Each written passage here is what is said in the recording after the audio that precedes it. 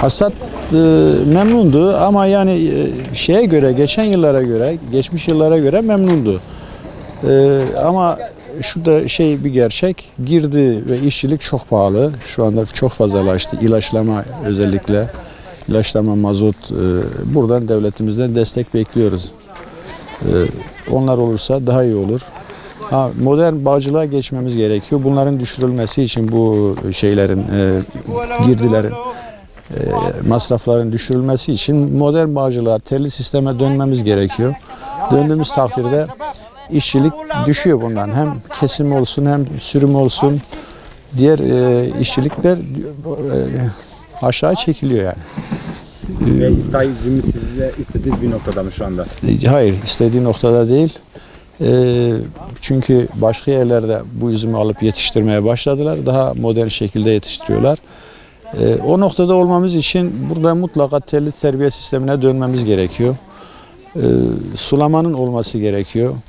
Yani kaliteyi yakalamak için bir de dediğimiz gibi ilaçların mutlaka desteklenmesi gerekiyor. Pahalı ilaçlar vatandaş yani kısmaya çalışıyor. Bu da kaliteye yansıyor. Kalitede çürümeler meydana gelebiliyor. Üzümlerde o hastalıklar, mantarı hastalıklar oluşuyor. O yüzden ilaçların biraz daha makul seviyeye gelmesi gerekiyor.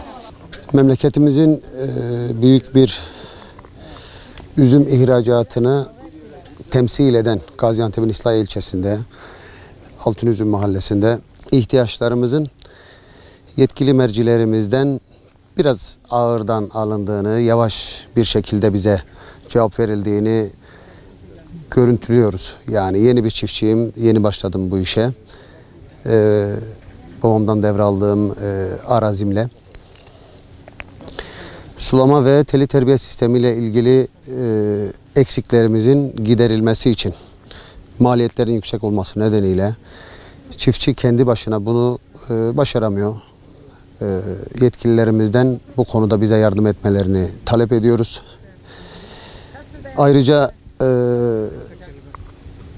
memleketimize gelen üzüm pazarlamacılarıyla ilgili hem bölge geneli insanları olarak hem de yetkili insanlar olarak bunun bir sisteme oturtturulmasını talep ediyoruz. Kendi başımıza bu işleri halledemez hale geldik. Yani hem maliyetler yüksek hem pazar daralıyor diyeceğim ama dar değil. Aslında pazarımız bu sene bayağı bir iyiydi. İklim nedenleriyle biraz rekolte düşüklüğü var. Yalnız 1400 kilogram metrekareye düşen yağmura göre çok iyi bir aldık. Rekolte aldık. Normal iyiydi yani ama yani mesele üzümümüzün dışarı ülkelere ihraç edilmesi. İhracatçılar buraya gelmiyor. Neden gelmiyorlar? Buradaki üzüm bağlarının parça parça olmasından dolayı, üzüm tonajlarının eksik olmasından dolayı o konuda sıkıntı çekiyoruz. Buradaki pazarlamacılarla ilgili de o konuda haliyle sorun yaşamış oluyoruz.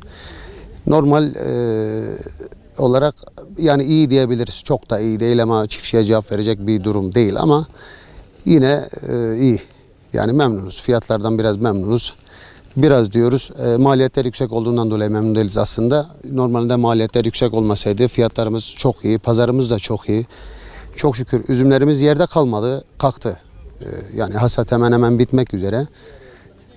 Hem dökmeye, hem pekmeze, hem kuru üzüme, hem sofralığa verdiğimiz üzümler çiftçiyi bayağı bir rahatlattı yani. Fiyatlar ortalama 1,5 ile 2 arası gidiyor.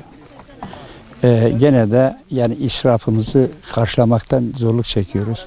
Eğer sulama olursa bunun %200 artışı olur. Topraklarımız bereketlidir.